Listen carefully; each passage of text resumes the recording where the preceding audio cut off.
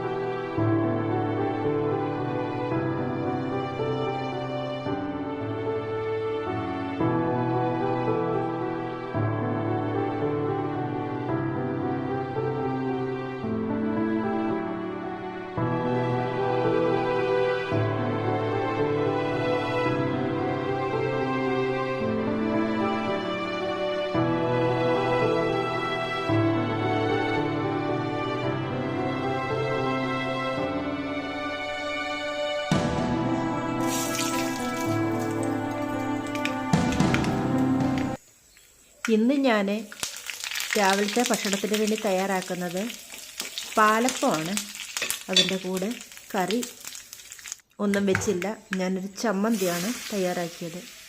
അതായത് മുളകും ഉപ്പും ഉള്ളിയും എല്ലാം കൂടെ ഒന്ന് ചതച്ചെടുത്തിട്ട് വെളിച്ചെണ്ണ ഒഴിച്ച് കടുക് പൊട്ടിച്ച് കറിവേപ്പിലയും കൂടെ ഇട്ട് ഈ അരച്ച് വെച്ച് ചമ്മന്തി ഇട്ടൊന്ന് ഇളക്കി വഴറ്റിയെടുക്കുകയാണ് ഇന്ന് ചെയ്തത്.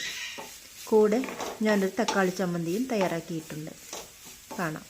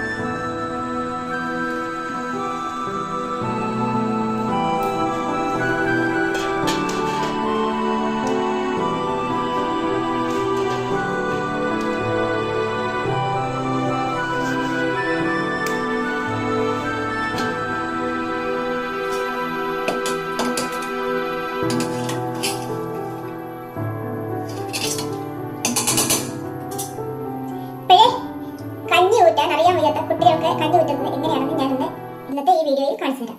അപ്പോഴേ ഈ ചോറ് സ്വല്പം വെന്ത് പോയിട്ടുണ്ട്. അതിനു വേണ്ടി ഒന്ന് കഞ്ഞിക്കാനായിട്ട് നമുക്ക് സ്വല്പം വെള്ളം ഒഴിച്ചു കൊടുക്കാം. വെള്ളം പിടിച്ചോണ്ട് വരട്ടെ.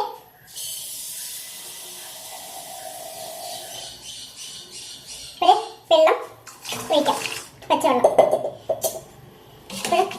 ഈ ചോറ് നന്നായി ഒന്ന് അടി താത്ത് ഇളക്കി കൊടുക്കുക.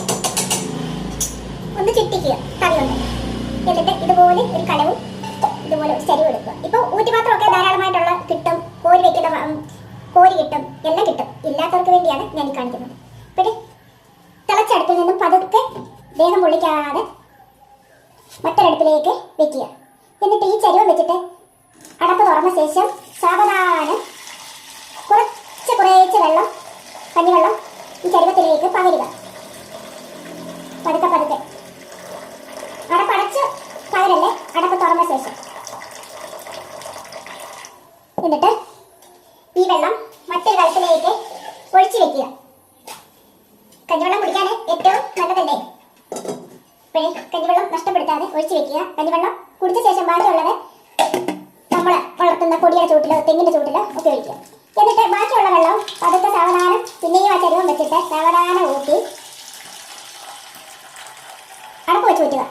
സാവധാനം ഊറ്റിയിട്ട് ബാക്കിയുള്ള വെള്ളവും ഈ കലത്തിൽ ഒഴിച്ച് വയ്ക്കുക. എന്നിട്ട് ലാസ്റ്റിൽ പതുക്കെ ഊറ്റി ഇടുക. അപ്പം കഞ്ഞി ഊറ്റൽ കഴിഞ്ഞു, ദേഹം പൊള്ളിക്കത്തുമില്ല, കഞ്ഞി ഊറ്റൽ പരിപാടി കഴിഞ്ഞു. ഇപ്പോഴേ അടുത്ത വീഡിയോയിലേക്ക് നമുക്ക് പോകാം.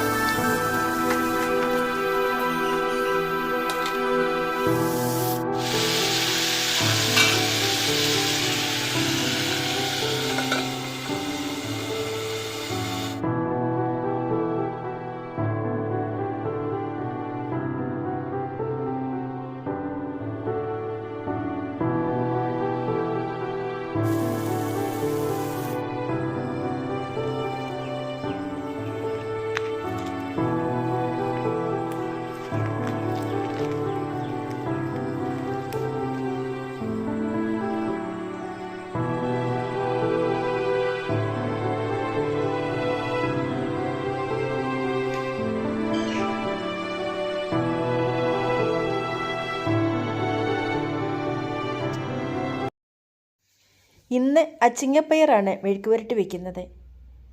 ഇന്ന് മീനൊന്നും എനിക്ക് കിട്ടിയില്ല, ഇന്ന് പച്ചക്കറി മാത്രമേ ഉള്ളൂ. ഇപ്പോഴേ ഈ പയറിന് അരിയൊന്നുമില്ല, അതുകൊണ്ട് അത്ര ടേസ്റ്റുമില്ല. പിന്നെ കറിക്ക് വേണ്ടി ഞാൻ പരിപ്പാണ് കറി വയ്ക്കാൻ എടുത്തത്. അതിന് മഞ്ഞൾപ്പൊടിയും ഉപ്പും സ്വല്പം മുളക് പൊടിയും 1.5 പച്ചമുളകും കീറിയിട്ടിട്ടുണ്ട്. ഈ സമയം അച്ചങ്ങ മെഴുക്ക് പുരട്ടിക്ക് ഞാൻ അരിഞ്ഞ് വെച്ചിരുന്നുവല്ലോ, അത് ഞാൻ അടുപ്പയിലോട്ട് ഇട്ടു. പരിപ്പ് കറിക്ക് വേണ്ടി ഞാൻ ജീരകം, തേങ്ങ, പച്ചമുളക്, വെളുത്തുള്ളി, ചുവന്നുള്ളി ഇവയാണ് അരയ്ക്കുന്നത്.